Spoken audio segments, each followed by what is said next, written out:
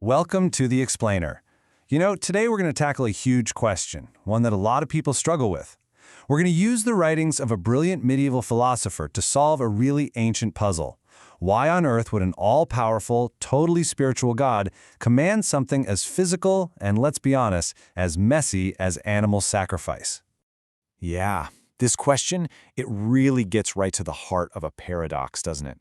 For so many of us today, the whole idea of animal sacrifice just seems to completely clash with our concept of a transcendent, infinite God. It feels primitive. So, what are we missing here? Well, to get to the bottom of this, we're going to turn to the medieval philosopher Maimonides, and he offered this truly radical insight, not just about ancient rituals, but about the very wiring of the human mind itself. Okay, so here it is. This is the absolute key to understanding everything else. Maimonides says that God doesn't just snap his fingers and miraculously change our psychology overnight. Nope. Instead, the divine plan works with our human nature, just as it is, guiding our development step by step, gradually. So to explain this, Maimonides introduces this brilliant idea he calls a secondary intention. You can think of it like divine training wheels. Some commandments aren't actually the ultimate goal in and of themselves. They're these carefully designed stepping stones meant to lead humanity from a more primitive state to a much more elevated one.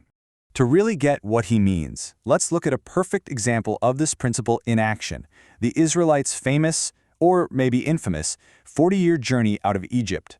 Now think about it. God could have just zapped the Israelites straight to the Promised Land, right? But he didn't. So why not?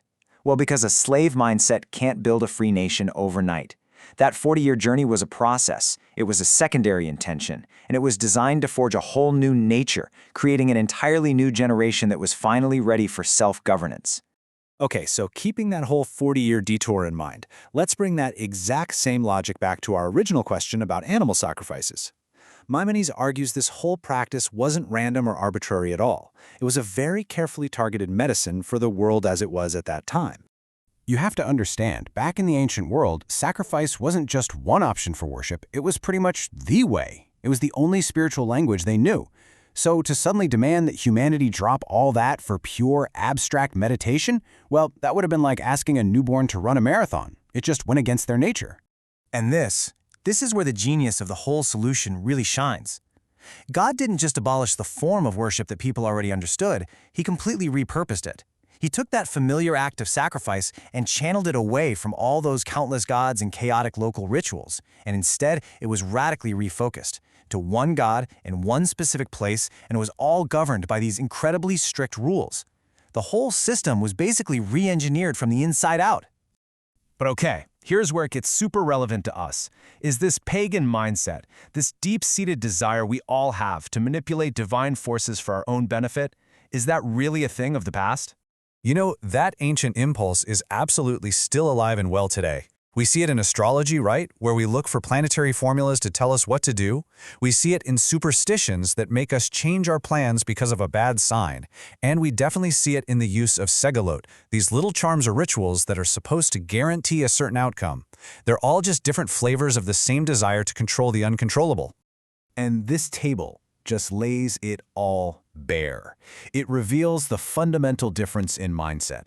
The Torah service is all about humble obedience. You do something because it was commanded. That's it. But paganism, and its modern versions, it's all about arrogant manipulation. It's this belief that we can bend the universe to our will if we just know the special trick or the secret knowledge. At its very core, it's a rebellion against accepting that there's a wisdom out there that's greater than our own.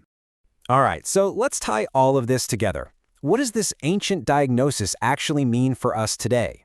Well, the final insight here is that this is not just a history lesson, it's about a timeless part of the human condition.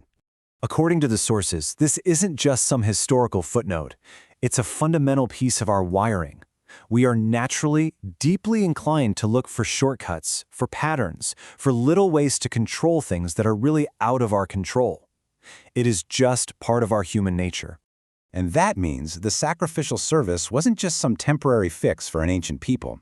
Its highly structured, super rule-based nature was the prescribed medicine for the pagan mindset. By demanding such precise adherence to divine commands, it trained people to trust and obey, rather than to manipulate and control. It was the perfect antidote to our built-in desire for a magic formula. And that leaves us with a provocative final question to chew on. In our world today, which is full of life hacks and algorithms and superstitions, how often are we still just trying to manipulate the divine instead of truly listening? Whether it's a superstition, a formula for success, or just trusting an algorithm to give us the perfect outcome, are we genuinely trying to listen to a higher wisdom, or are we just finding new, more sophisticated ways to make it listen to us?